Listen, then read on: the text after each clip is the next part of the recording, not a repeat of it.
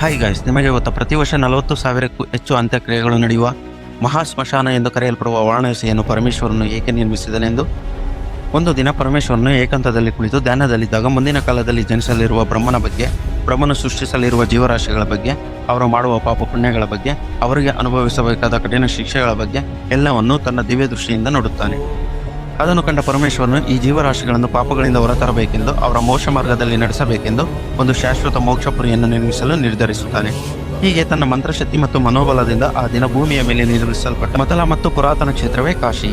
ಈ ವಿಷಯ ತಿಳಿದ ಶ್ರೀ ಮಹಾವಿಷ್ಣುವು ಆ ಕ್ಷೇತ್ರದ ವೈಭವವನ್ನು ಹೆಚ್ಚಿಸಲು ಕಾಶಿಯನ್ನು ಶಿವನ ವಾಸಸ್ಥಾನವನ್ನಾಗಿ ಮಾಡಲು 1000 ವರ್ಷಗಳ ಕಾಲ ಒಂದೇ ಕಾಲಿನ ಮೇಲೆ ತಪಸ್ಸು ಮಾಡುತ್ತಾನೆ. ಆ ತಪಸ್ಸಿನ ಸಮಯದಲ್ಲಿ ಅವನ ದೇಹದಿಂದ ಬೀಳುತ್ತಿದ್ದ ಬೆವರಿನ ಹನಿಗಳು ಸೇರಿ ಒಂದು ಸರೋವರದಂತೆ ರೂಪುಗೊಳ್ಳುತ್ತದೆ. ಇದು ತಿಳಿದ ಶಿವನು ಪ್ರತ್ಯಕ್ಷನಾಗಿ ವಿಷ್ಣುವಿನ ಕೋರಿಕೆಗೆ ಸಮ್ಮತಿ ಸೂಚಿಸುತ್ತಾ ತನ್ನ ತಲೆಯನ್ನು ಆಡಿಸಿದಾಗ ಅವನ ಕಿವಿಯಲ್ಲಿದ್ದ ಕುಂಡಲ ತುಂಡಾಗಿ ಆ ಸರೋವರದಲ್ಲಿ ಬೀಳುತ್ತದೆ.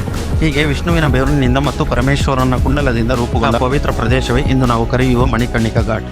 ಮಣಿ ಎಂದರೆ ಕುಂಡಲ, ಕರ್ಣಿಕ ಎಂದರೆ ಕಿವಿಯಿಂದ ಬಂದದ್ದು ಎಂದರ್ಥ. ಇಂತಹ ಪವಿತ್ರ ಮಣಿಕರ್ಣಿಕಾ ಘಾಟ್ನಲ್ಲಿ ಯಾರಿಗೆ ಅಂತ್ಯಕ್ರಿಯೆ ನಡೆದರೂ ಅವರು ಜನನ ಮರಣ ಚಕ್ರದಿಂದ ಮುಕ್ತರಾಗಿ ಮೋಕ್ಷ ಪಡೆಯುತ್ತಾರೆ ಎಂದು ನಂಬಲಾಗಿದೆ. ಹೀಗೆ ಭೂಮಿಯ ಮೇಲೆ ಮೊದಲ ಬಾರಿಗೆ ಕಾಶಿನಗರ ಮತ್ತು ಮಣಿಕರ್ಣಿಕಾ ಘಾಟ್ ರೂಪುಗೊಂಡವು.